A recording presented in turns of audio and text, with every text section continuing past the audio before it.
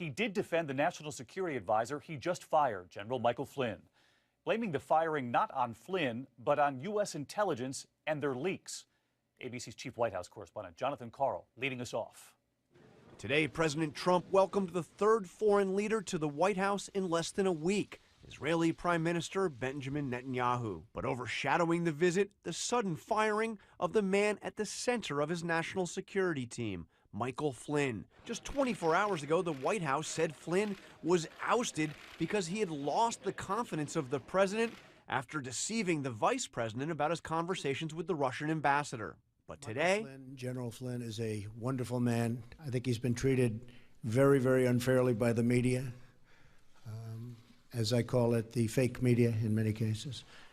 And I think it's really a sad thing that he was treated so badly. Yet it was the president who fired him. And just yesterday, his press secretary said Trump did so decisively. The evolving and eroding level of trust as a result of this situation and a series of other questionable instances is what led the president to ask for General Flynn's resignation. The so-called series of questionable instances included Flynn's failure to tell the truth about his conversations with the Russian ambassador in December. On the same day, the Obama administration slapped new sanctions on Russia for meddling with the election. But now the president is expressing more outrage about leaks in the newspapers than about Flynn's behavior, blasting the intelligence agencies that now report to him, tweeting, "The real scandal here is that classified information is illegally given out by intelligence like candy. Very un-American." I think it's very, very unfair what's happened to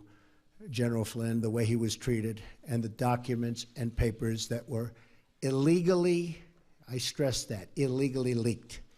Very, very unfair. But during the presidential campaign, then candidate Trump reveled in leaks when they were about someone else, Hillary Clinton, even praising a group responsible for some of the biggest leaks of classified intelligence in all of American history.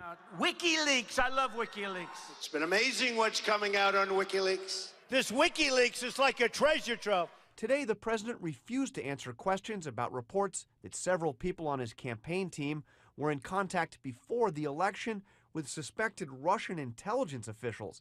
At his press conference, he called only on conservative news outlets.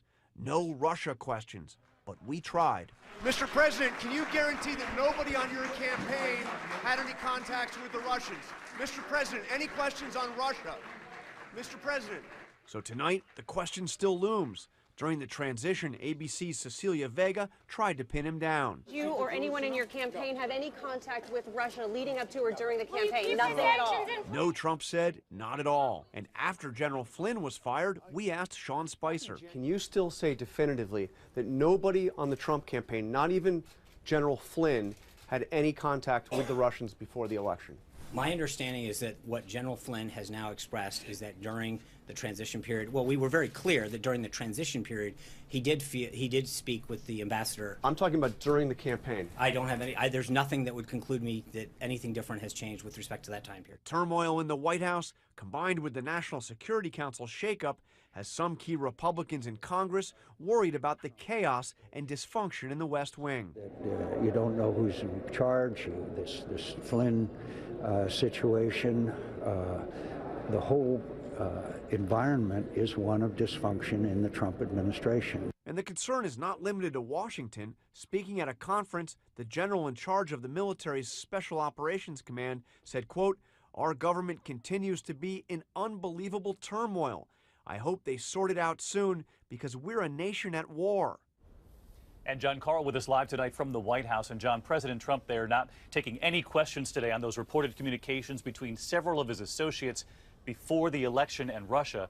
But tonight, the White House did announce the president will hold a rally this weekend, a sort of campaign rally, John? Not a sort of campaign rally, an official campaign rally, David. They are saying this will be run by his re-election campaign. It's going to be down near Orlando, Florida. A lot of people don't realize this, but he actually filed paperwork with the Federal Elections Commission on Inauguration Day to set up his 2020 re-election campaign.